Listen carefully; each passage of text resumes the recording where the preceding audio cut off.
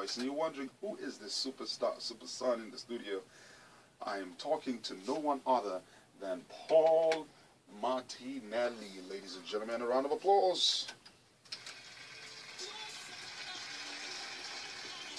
Yes, yes, yes. Paul Martinelli is the president of the John Maxwell Team. Great, amazing guy. Paul, good morning and welcome to our studios. Hey, good morning. Thank you so much. It is wonderful to be here. My first radio station in Lagos, so I appreciate you having me in. It's really good to see you. Last week, your very dear friend and sister, who you've renamed. Yes. Her name is Lara, but Paul calls her Laura.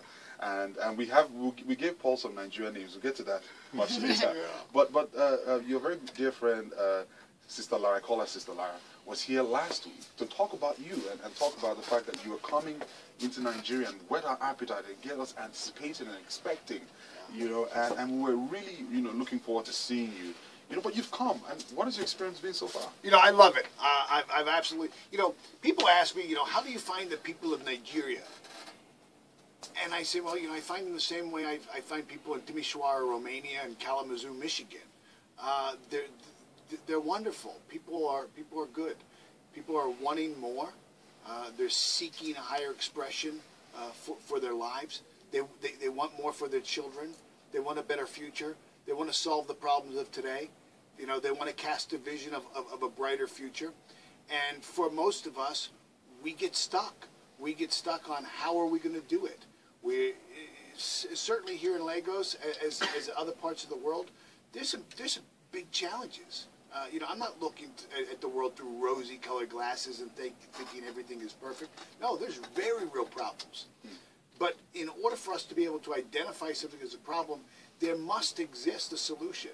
And I believe that the people of Nigeria are hopeful and are seeking options and are seeking their next step to find those solutions. Fantastic. Well, we've said that Paul Martinelli is the president of the John Maxwell Team, and John Maxwell is someone that is a name. That name just resonates with a lot of people. Yeah, but let's get to meet Paul Martinelli. Who's Paul Martinelli? Yeah, well, I'm a speaker, teacher, trainer, and coach. That's what I do professionally.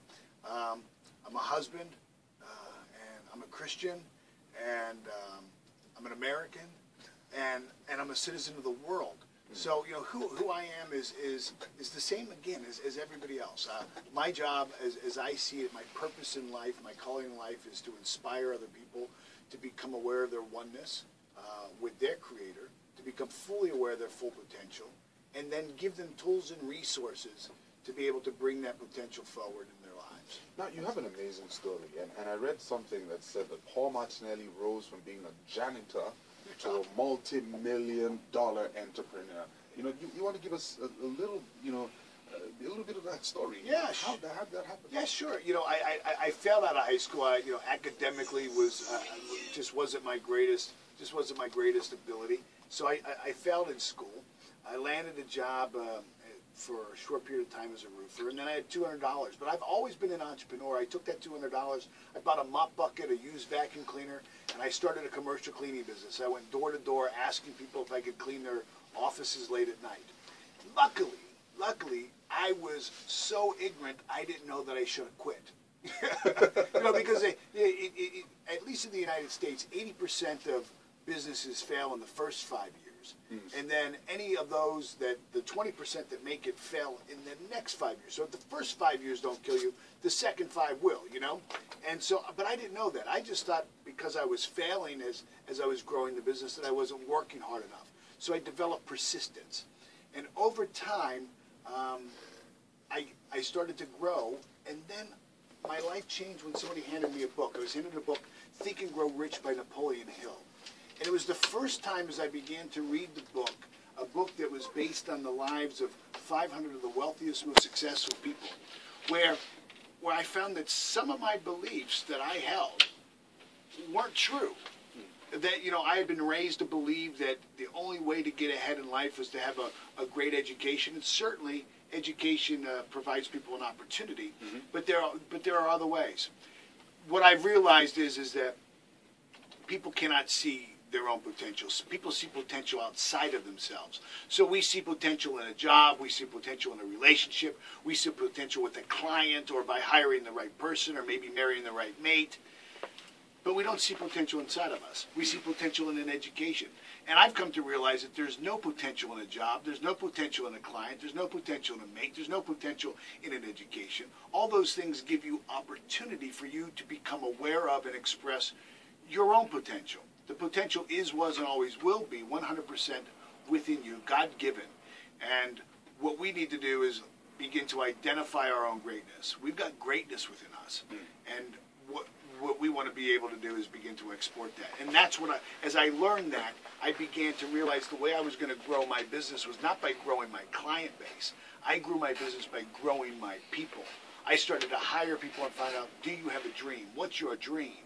What's your goal?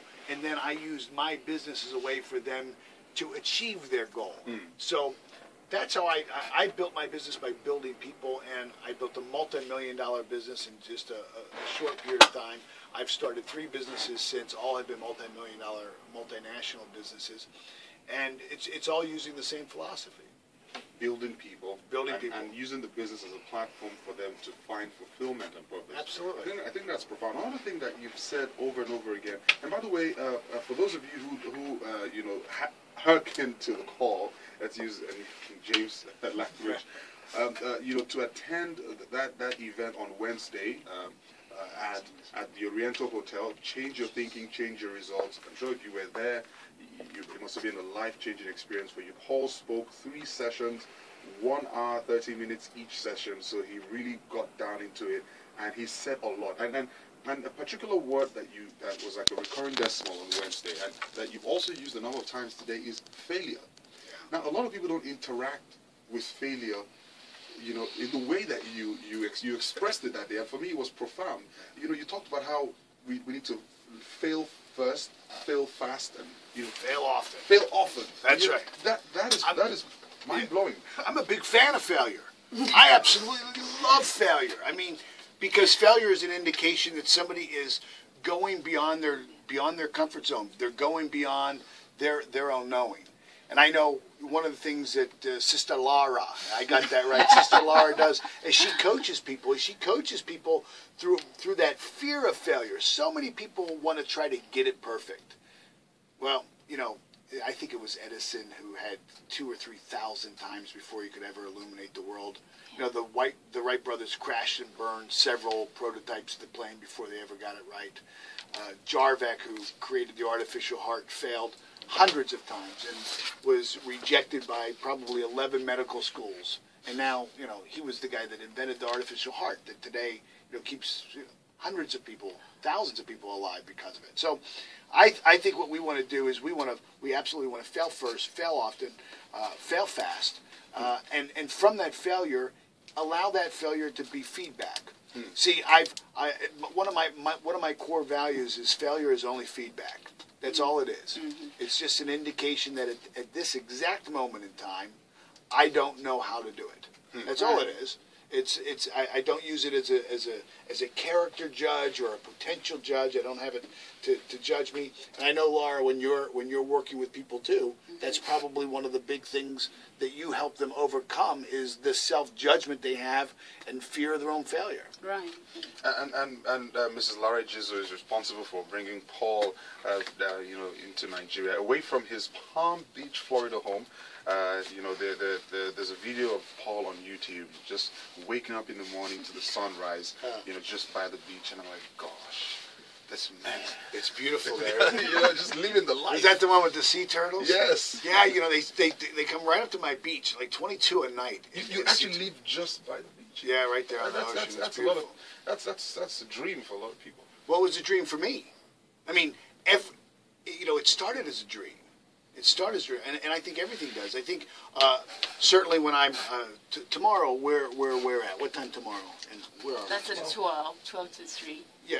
12 to 3 at House on the Rock. And one of the things I'll explain there is that everything's created twice. Yeah. Everything's created twice. Now, this microphone I'm speaking in, the car that somebody's driving in right now, the desk that somebody's sitting on, first started as an idea in the mind of one person. A dream. Right. It started as a dream. Yes. Somebody had Somebody had a dream, and that dream was a dream beyond the conditions and circumstances that they were in when they dreamt it. So we use this intellectual faculty of imagination, guided by intuition, a desire to be, do, and have more. We begin to see a possibility beyond our current conditions and circumstances. And what most people do is they say, well, that won't work. I don't have the time, or I don't have the money, or I don't know how I'm going to do it, and therefore I can't do it. And the truth is everything you see at one time could not be done. It could not be done. And the only way it was done was through failure. So if you were going to make a stew of success, the first ingredient, grab a big bucket of failure and put it in. For me, I think that's the one thing that